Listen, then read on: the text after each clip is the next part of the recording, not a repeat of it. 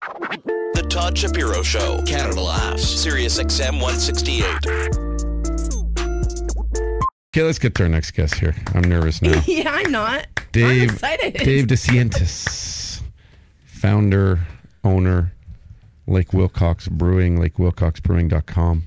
How are you, buddy? Oh, great, Todd. How's it going, bud? Look at this guy, smiley guy. Looks good. Nice guy. Good hair. Good hair. Yeah, I know, man. I'm growing it out a little bit, Todd. In all honesty, it's like my summer look, right? I'll shave it all off in the wintertime when nobody cares and when it's under a toque, right? And You shave your head? soon, so no, I don't shave it completely. But, I don't understand guys that have hair like you that shave their head. I'm like, it might not be there in a couple of years. So yeah, you know what? Actually, I had a buddy of mine, the same thing. He's bald. And he's like, dude, you have such good hair. And I'm like, man, it just grows on the top of my head. I don't even think about it. Yeah, you got good flow though. Yeah. It's like Robert Redford in the Natural. Very good it's hair. Like, if my brewing career fails, I'll go into hair modeling, I guess. Hair modeling. I'm not planning it, but good for you, man. Look at that hair.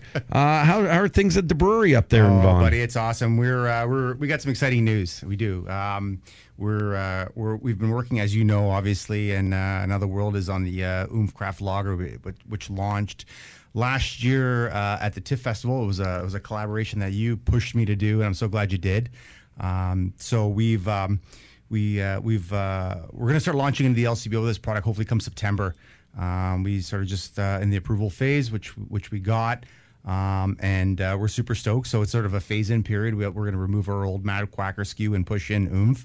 And we're looking to launch it come TIFF again. So 1 year later, we're going to be back in with the Todd Shapiro Lake Wilcox collaboration, Oomph Craft Lager. Yeah. Wow, that's huge news. Yeah. That's so crazy. Yeah, I'm really excited by that. And it was neat because when we did the Oomph lager for the Oomph Lounge at TIFF, we wanted to get, it was true, like we wanted to just get people to taste it, sample it, give us their honest feedback. And it was really funny because the exact feedback of this beer was this from almost every single person who tried it. They open it up. Well, let me do it. I'll open it up. I won't drink it in here, but just for the sound of it. I won't drink it. We'll make sure we put it away. You like this? Oh, I'm not going to drink it. I'm putting it away. I'm just putting it away. Yeah. So people know. I just want to get the actual sound. And then they would sip it, and then they would go. This is actually really fucking good. Every single person. You know what? That's such a backhanded I love backhanded compliments. Yeah, it was like, but you know, it's like they weren't expecting it. Yeah, that's actually really good. Yeah, well, craft beer is interesting, right? When you put a beer in front of somebody, you never know what the true reaction is going to be. So is it a big IPA? Is it a stout? Is it a saison? Like, what is this? And you know what? This beer, I tell people it's very approachable. It's easy drinking. It's got a very light hop back body, and it's a beer drinker's beer. And I think it reflects what you and I are both all about, is just having a good time and drinking a good solid beer, right? Yeah, beer. Like I think that's the interesting part about the beer game. It's gotten zany, right? It's like crazy. It's great. It's all over the place. Yeah, I mean, we dabble into it, and that's why I sort of brought some of these bottles here. My buddy Don from Last Straw Distillery, he's like, he gives us barrels, and he's like, Dave, what do you want to throw in this thing? I say, Donna, what do you think? He's like, well, I got my moonshine barrel, I got my rum barrel, and we did a rum barrel brown. We've done a Belgian blonde inside his moonshine barrels, and it's where the industry is going. They want crazier and crazier, and collaboration between distilleries and breweries are huge right now. Oh, that's really neat. Yeah, Last Straw Distillery, it's called. Yes, I've tried the Last Straw, their moonshine drink. What that's the dark side. What do they call it? It's called the darker side. The darker side. Yeah, it's going to go in the LCBO very shortly. He's got a listing for it, so definitely look out for it. They're great people. They're from Vaughan, right around the corner from where we are. Yeah, they're like they're our neighbors, man, and good friends. So, yeah, I mean, I love, and you find that's the other thing I found out about the beer industry more. I didn't realize is with the sort of the independent spirit alcohol brands. Industry, Todd. They're collaborative. That's they're what supportive. I love too. That it's just like business people working with other business people for everyone to enjoy success. Instead Comedians need to do that better. Yeah, they're terrible at it. Well, yeah, there's a lot of stupid rules out there that are changing. Like there's been some stuff in, I don't know, I don't want to talk about it, but Fair it's enough. just like, but there's envy and hate and jealousy and then you can't work here and you can't work there, and I'm like, can I just work? Like I just want to work. I just want to tell my dick jokes and go home. Drink some vodka. It's true. I know. I've already been like looking at it. Like I've been like totally trying to get it to look back at me. Yeah. You know when you like Yeah, you're yeah, trying to get later. it to look back. I do love vodka. Well, that's amazing about the Oomph lager. So, like, is there an anticipated amount of LCBOs that this thing might be in? Well, right now we range between say 75 to 100 LCBOs, but when we launch, it'll probably be we think we'll hit about 125 to 150. Yeah, That's awesome. That's a lot of LCBOs, man. Yeah. That's crazy. So this thing's going. This Oomph lager, it's full steam ahead. Yeah, 100%. Like we actually it's going to be launched in the beer store as well. So it's actually going to beer store and LCBO. So it's we're looking at it, and actually it's going to go into grocery too. So it's going to be a 1, 2, 3 step launch. This is a big ass brand now. Yeah, That's yeah. exciting. Like Lake Wilcox, already a big ass brand, but helping out us in a way. You know, like here we are. We got a little logo on the beer. We collaborated. We spoke about sort of the style that I personally would love. Yeah. And again, it's just like the beer you want to cheers your buddies with or your friends. You know, guys or girls, doesn't matter who. It's not pretentious, right? It's not a pretentious beer at all. It's just like a fun loving beer. And it's a nice big can. It's a big. we like big cans at Yes.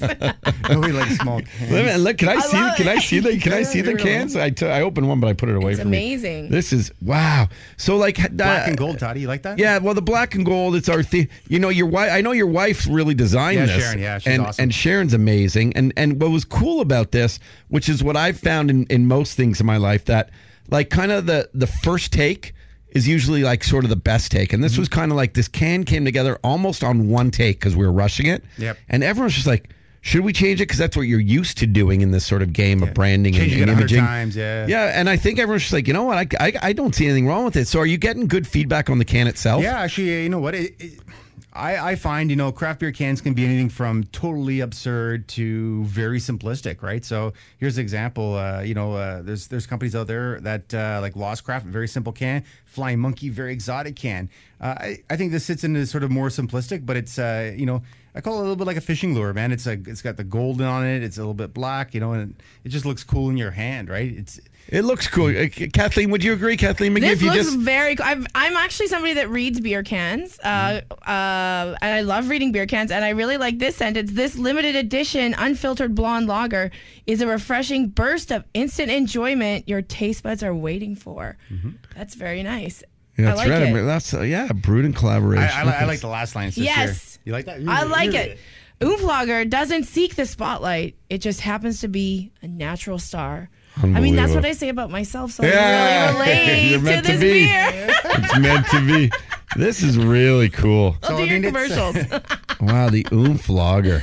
So I think it's good. I think we have great aspirations for it. And I can't believe this. I'm getting chills a little bit, man. I mean, it's been a cool. long time. I mean, we've been discussing this for months and months and months and months, and to see it finally come to fruition it's exciting for us. It's got to be exciting for you, and ultimately, we believe in the brand, and we're putting our foot forward with it in the marketplace once again. Yeah. And I guess one of the keys to the beer too, it's an unfiltered beer, right? Yeah, we call it unfiltered, but we'll call it technically partially filtered. Again, we want to make sure that we get all the elements of mouthfeel through. So what we do is we take the first half of the fermenter and we leave it unfiltered, and it's fairly clear beer. And then when we get to near the bottom of the fermenter, we actually partially filter it just to make sure that we don't get a lot of yeast passing through. And that's just for quality control. But ultimately, we call it an unfiltered, partially filtered style. Yes. Well, and the brewery's like packed all the time. I mean, people are loving going up there. It's at what is it? It's at 1033 Edgeley Boulevard. Edgeley, yeah, we're at right just south of the Vaughan Mill Shopping Mall. I mean, we're a great tasting room. Saturdays and Sundays we run tours. We're open 7 days a week. So definitely, call up the breweries, come see us, visit us online, check out when we're open.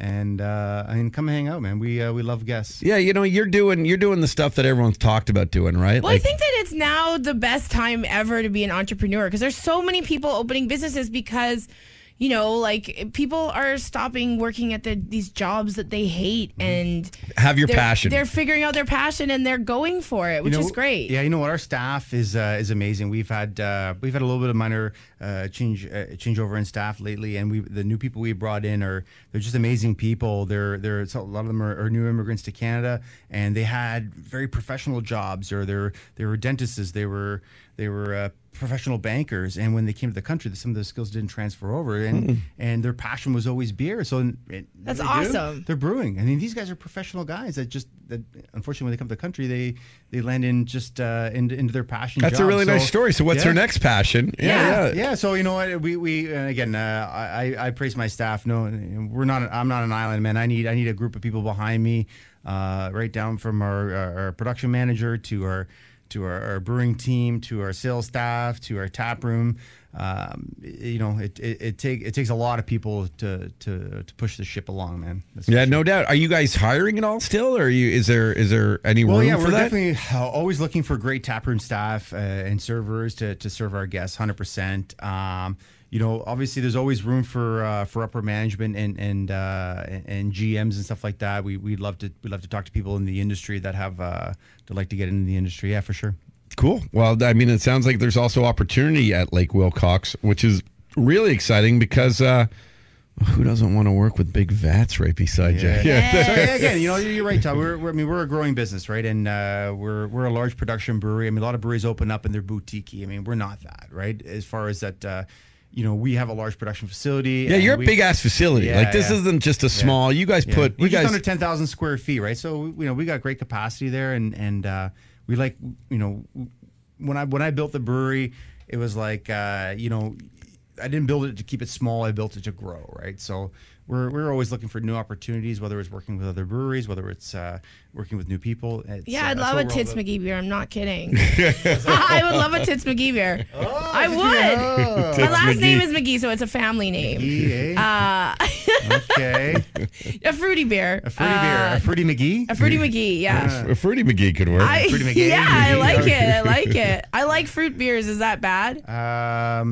Yes. Because that's not a real beer or something, but I love them. They're all good. I love fruity beers. Yeah, I guess so. Define a fruity beer. What's a fruity beer to you? I mean, so when I was a kid, we grew up to this guy who started a brewery called Alley Cat in Edmonton. Okay. And they have one called Apricot, and it's really good. So it's like an apricot style beer? Yeah. Okay. And then I don't like Can I tell you a story? Can I tell you a story? Do you do an apricot beer? No, we do like our blood orange Radler, which is going to be out in about 2 I love weeks. Radlers, like grapefruity ones. I like blueberry beers. This has grapefruit in it. Stone fruit grapefruit. Yeah. Well, what it is, what's interesting about the Oomph lager is we use a New Zealand hop in that. It's called Waiiti.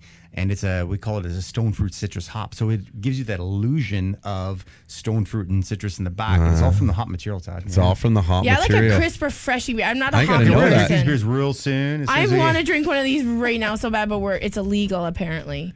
In this room. Well, yeah. We'll break up. Yeah, it's more the engine. Yeah, I don't think you're supposed to do stuff on the radio with drinking, and I think they also don't want stuff around the board. But it doesn't mean you can't take one at commercial break. I don't know. Yeah. We're going to crack this, and I can't wait. And you know what the thing is, though?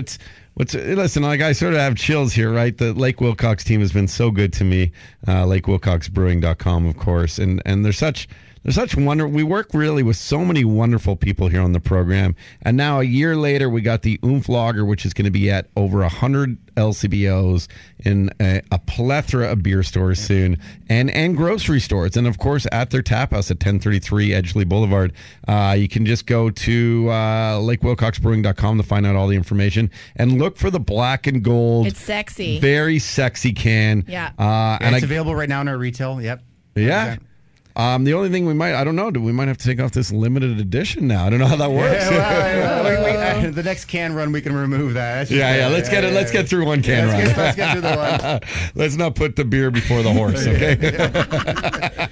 I have a technical question. What is IBU and SRM? So IBU is an international bitterness unit, which means how bitter the beer is. Oh, I have an IBU. It's very high. Anyway, just kidding. SRM is a standard record of measurement. It's just the color profile of the beer. Yeah. Oh, no way. So it gives people. Do all beers do they do this on all beers? All beers post that information, but So what's a high bitterness then? So like 60 to 80 would be high bitterness. Okay.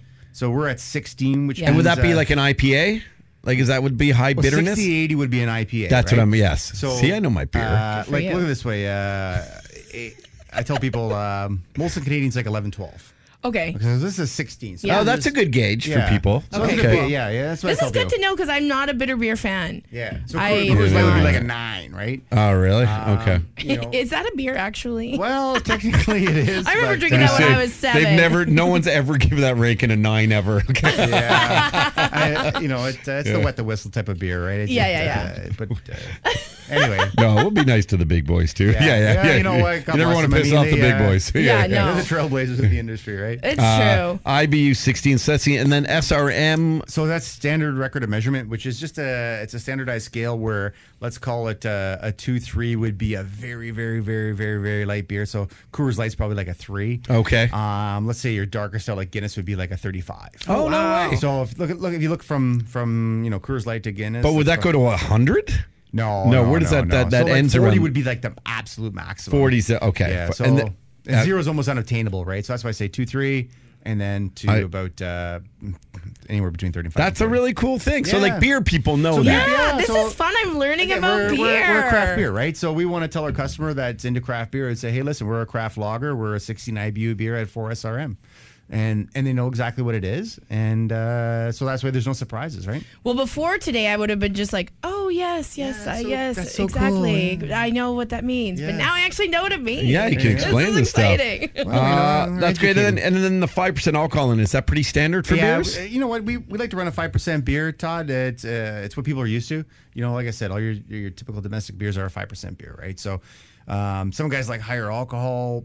Some guys like something a little bit lighter. It's just we like 5%. It's good. It's a good stable alcohol for the product because obviously we're unpasteurized, right? When you drop down too low in alcohol, the product can become a little bit unstable. So we like to keep it up at 5 here. Me too. We're gonna take a call, but I'm not sure where it's going. We'll determine in a moment. Hey, you're on air. How you doing?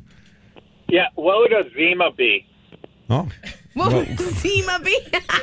what's Who Zima? is this? Oh, First of all. that's Zima. Sorry, that was like a vodka or Yeah. a malt, a clear malt beverage. He's That would be a 1 or a 0. Who are you, sir? He's gone. And they haven't made that in forever. As far we can't get up here in Canada. That's anyway. classic. Must be American, I guess. What would a Zima be? Well, thanks to Dave DeCientis and Sharon, his wife, and everyone over at Lake Wilcox Brewing. And please, when you find the black and gold can, the Oomph lager, try it, support it, give us feedback on it, let us know what you think of it. And I think really, we'll assure you're not going to be displeased. I'll tell you that much. So it's not No. gonna freak you out like some beers do. No. And I think from there you'll go, you know what, this is it's pretty fucking good. Yeah. You should just make it. That should be your advertising. This is the way I drink. Todd, I go to the liquor board here and I'll try big IPAs and I'll pick around, but I always have what's known as the go-to beer. The you know what? go-to. It's a go-to. You know it's good. It's clean. You know what you're getting every time. So I encourage people to try craft beer, experiment around. But there's always gonna be 2 or 3 that you throw in your basket that once you're done with the crazy that you just want to head it on. Those are going to be your beers in your basket, buddy. It sounds like you're describing my dating life. I got a couple of favorites that are always ready for me. But I went with the go-to wife, Sometimes I try the crazy She was clean, ones. she was reliable, she was always there, like all that. That's amazing. That's amazing. Todd. Thank you very much, Dave. Lake Wilcox, the Oomph lager. The Todd Shapiro Show, Canada Laughs, SiriusXM 168.